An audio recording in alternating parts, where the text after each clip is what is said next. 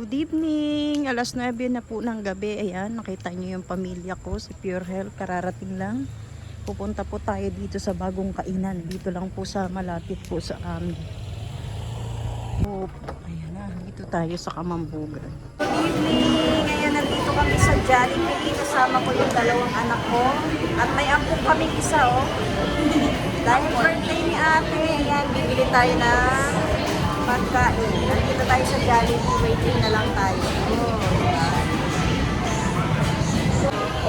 Nandito tayo sa Jollibee, waiting na lang tayo sa ating order. Si Pure Health po ang sponsor nito.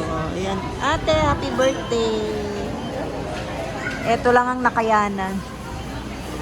Kung hindi pa dumating si Pure Health, wala kaming pagkain, Jollibee. May pinuntahan kami, nakakainan, malapit lang po sa amin, kaya lang sarado na. Kaya nauwi tayo dito sa Jollibee. Ayan, marami pong customer ang Jollibee. Lagi naman. Ayan, meron kaming ampon. Anak yan ng ate ko. Bakasyon daw siya muna dito sa amin habang wala pang pasok. Mga po natin si Pure Health. Nandun lang po siya sa labas. Inaantay kami. Kami rin nag-aantay dito. Tayo sa waiting area ng take out. Take out na lang kasi si Mayo ni tulog na iniwan namin. Oh, say hello na. Mga suplada. No. Sige, ayaw nyo ha. Ayaw nyo magpa-video ha. Ayaw nila oh. Tara na, naka-order na. Ano Pure, pagod ka na? Drive doon, drive dito. Tara na. Buhay driver eh. Buhay driver. Gutom na yan. Yung parang kumukotes pa siya. Siya na yung nag-drive, siya pa yung nagpapakain. O, di ba? Kala ko siyang amo. Tayo palang amo. Papakainin mo ko doon sa restaurant eh. Yeah. Ano daw? Mabawian pala ako, uy. Hindi nyo ginawa yung ano eh. Dapat doon ako nakakain eh. Ano ba yun? 3 days niya talaga dun. Hindi niya talaga akalain na hindi siya makakakain. Wala nang ganong sasakyan dito sa Daet. 9:30 na. Animic na. Pero sa Maynila, naku. Walang katagil-tigil. Ayoko na sa Maynila nyo, nakakapagod. Pag ganitong oras, parang nagsisimula pa lang yung araw nila. Kasi ang tao dito Sa sobrang Maynila. dami. Pero dito tingnan nyo naman. Ang luwang. Nandito na kami sa bahay. Ayan na. Gutom na si Pure Health. Mayoni! Kakain ka rin, bebe. Kakain ka rin, bebe. Ala. Nagising din siya. Sige na. Hindi na. Oh. Ayan, nakakain na kami. Yung kanin na lang natin, palitan mo. Hello, good morning. Parang asin talaga niya. Ayan, kainan na. Sige, kain. Mayoni, kakain ka, Mayoni.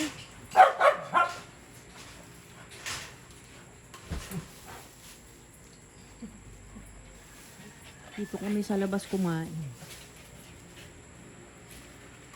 Kulit ng mga aso, oh. Di mapakali. Dito naman kami ni Pure Health. Tapos na kami ni Pure Health. Tong tatlo, oh. Nako. Ano naman? Daddy ni Mayo ni tulog. Ano naman? Oy, tagumpay na naman si Mayo ni. Naligo ba to? Oh. Anong ginagamit na sa wood? Mayo ni, tagumpay ka na naman. Nandiyan na naman si Lolo. Tagumpay. Tinitignan ka po.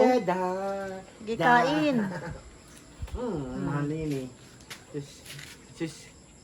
Kaso nahihira na si tatay, mahal ko eh. Tuwan-tuwa, oh. Yes. Tuwan-tuwa, oh. Alas 9. Dadi-dadadan. Ate na nung alas Tanggalin mo 10 yung na, salamin no? Salamin ko tanggal nga. Lumatama kay Mayuni. Hala. Tagumpay na inaasam ni Mayuni. Oy. Humingiti-ngiti lang. Oh. Saan mo gusto? Diyan Huwag daw ka na sa maglabas. mami niya. Gikain. Thank you kay KR. Galing nga pra nagbigay ng pangano natin eh.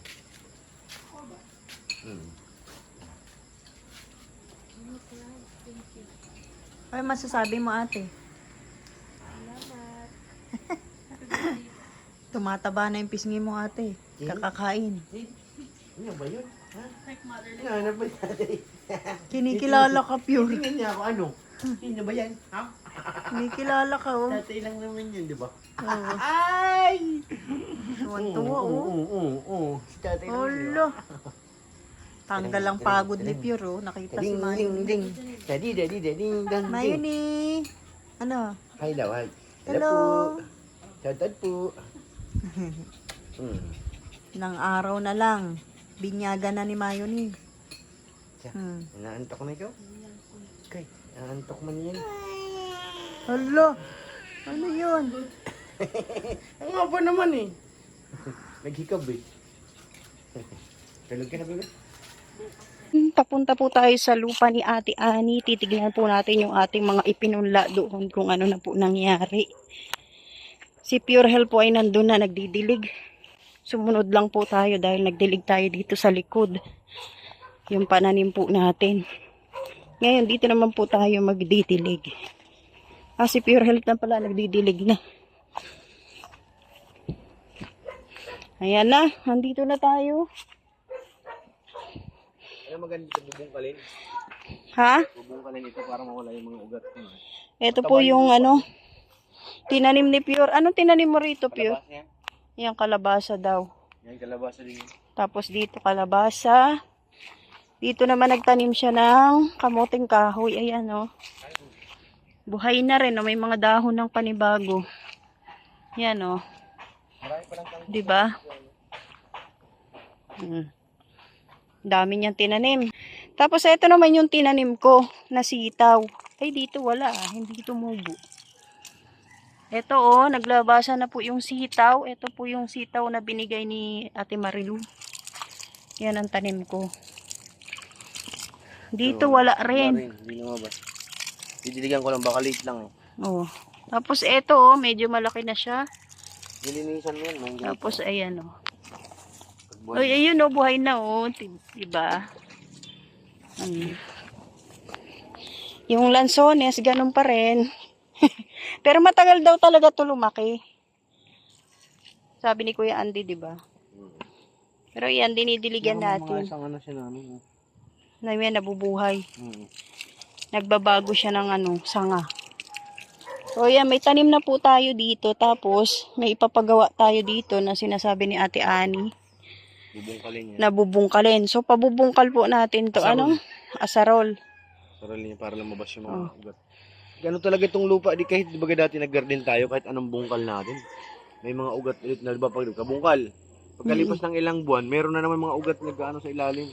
Uy, pero meron ba tayo makukuha ang buko rito? Magsasalad ako eh. Kaso mahirap pakitin yan.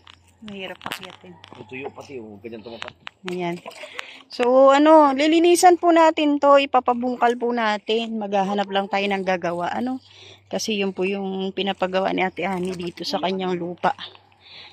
So, mamaya, kakausapin na lang natin yun. Namatay naman yung mga damo. Nangitim, ayan, o, nakita nyo. Di ba, naglason tayo dito. Kaya lang, ayan, gaya ng dati, meron na naman panibago yan, o, yung mga nagbiberde. Di ba? Dumadami. Ang bilis lang. Ayan, o. Dami, o. Mabuhay yung kalabasa ko. Kailangan, ano, dadamuhan mo yan dyan. Oh, dami agad. Ang bilis. So, ayan, nagtanim na muna tayo dito sa lupa ni Ate Ani para mas madalas tayong pupunta dito. Siyempre, magdidilig-dilig din tayo. Oh, ayan. Naghakot kami ng tubig, di ba? Tapos, may mga ibang buto pa po doon pagka Pagka nabungkal na po yung lupa dito, pwede naman tayo uling magtanim. So, hahanap lang tayo ng gagawa. At para maging malinis na malinis din dito, no? Kasi nahapo ako eh. 2 oras pa lang na pagbubungkal, ano na eh. Maugat talaga yung lupa. Mga dati bagay, nagagardin tayo dun. Oo. Pag ano mo yung lupa, parang may mga ano siya dun sa ilalim, mga kulay puti. Kahit naman dun yung sa amin eh. Ganito talaga yung lupa dito. Pero ito talagang bilib ka dito sa lugar na to. Kahit anong ulan, di binabaha. Mataas to eh. Mataas to. Yung likod namin binabaha, pero ito never pang binaha. Ano? Yan, binabaha yan.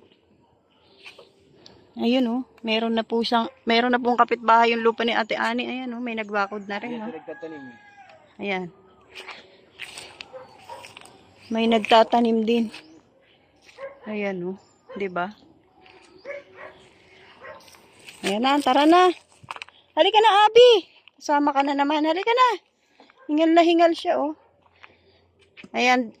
Maraming salamat po sa pagsama po sa amin ni Pure Health sa pagdalaw namin dito sa lupa ni Ate Ani. At yan po, may mga pananim na po tayo. No? Yung kamuti niya. Anong sinisilip mo? Yung kamuti ni Kuya, ano? Kay ano ba yan? Kay Dudong? Kay Kuya Alex yung nakasako yung kamuti. Kaya ngayon ngay gagawin natin eh. Tara na. Tara na, lakon. Ayan, shoutout kay Ate Ani. God Thank you po, bless. Ate Ani. Salamat po. Kukuha ka na magbubungkal tapos tutulungan mo. Tataniman ko na eh. Oh, sige. Pagkatapos niya bungkalin, tatanimin ko na. So, tataniman muna natin dito habang wala pa namang plano si Ate Ani dito tungkol kung anong gagawin niya rito. Ano? So, magtanim muna tayo para kahit pa paano may pakinabang yung lupa. Tapos, Hindi siya dadamuhan masyado. naaalagaan na rin pati, di ba? Pag may tanim, hindi yan dinadamuhan masyado. So, tara na po. Ayan, shoutout kay Ate Ani. Maraming salamat. God bless po. Magandang hapon. Shout out. Ay. Kapay. Abi, halika na. Buti hindi na masyadong matataas yung mga damo dito. Sa daanan Gawa natin. ng baka yan eh. Dahil sa baka naubos ang mga damo. Hindi na siya masyadong malago. Tingnan nyo, oh. Bumagsak yung puno. Hindi nila eh. Lumusog talaga yan. Yan, God bless po sa lahat ng manonood. Shout out po sa inyong lahat. Magandang hapon.